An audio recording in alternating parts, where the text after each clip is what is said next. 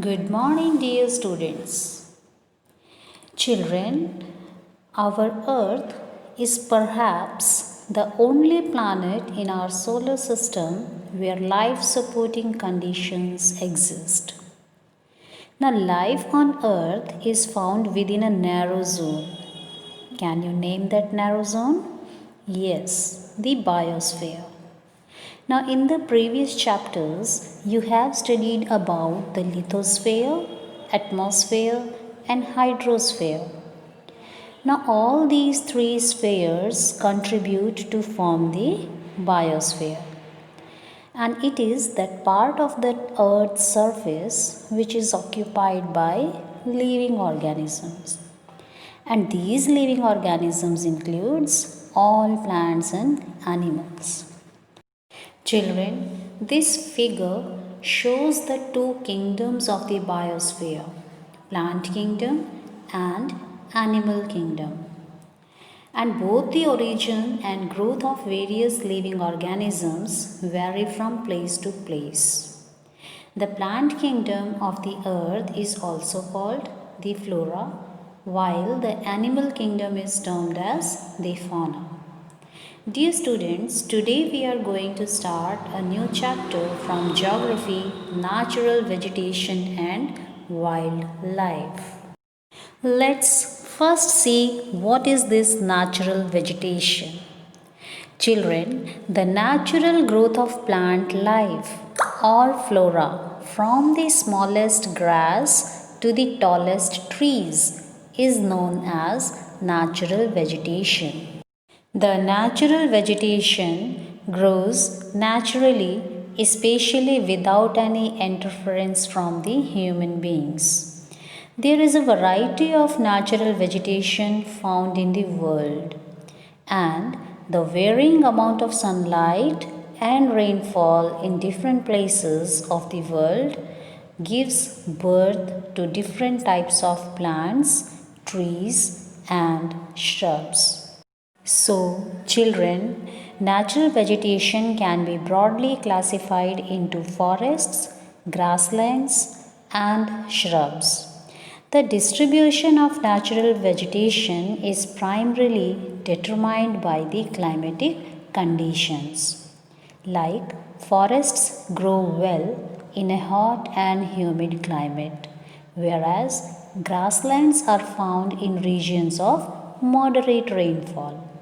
On the other hand, shrubs are found in dry areas. Let's start with the forests.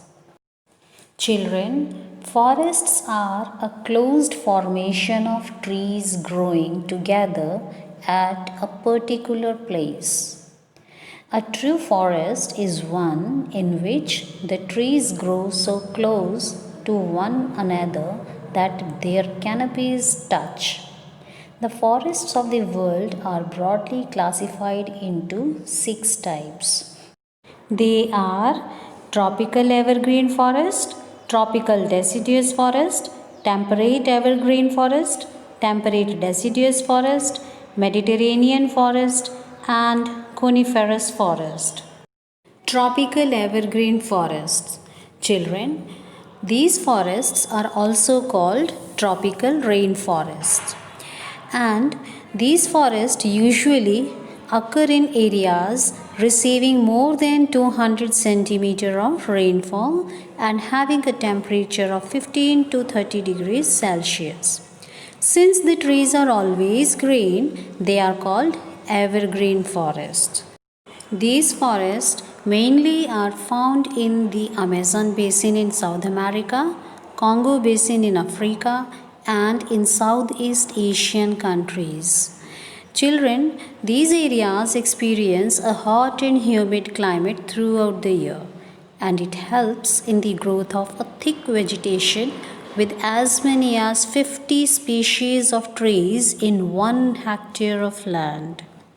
Now, as there is no dry season, broad leaved evergreen trees grow, and these trees do not shed their leaves altogether.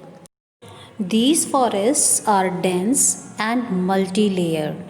The closely spaced trees form a thick and broad canopy, and the thick canopy does not allow sunlight to reach the ground.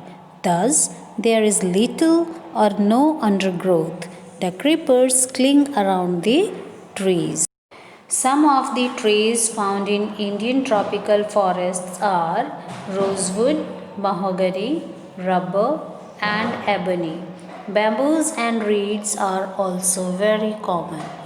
And children, the wildlife found here includes tree dwelling animals such as monkeys, apes, sloths, bats, tree lizards, flying squirrels, etc. Alligators, crocodile, etc. live in rivers and swamps. The hippopotamus lives in river and swamps of Africa. A very large variety of birds and insects also thrive in these regions. Tropical deciduous forests.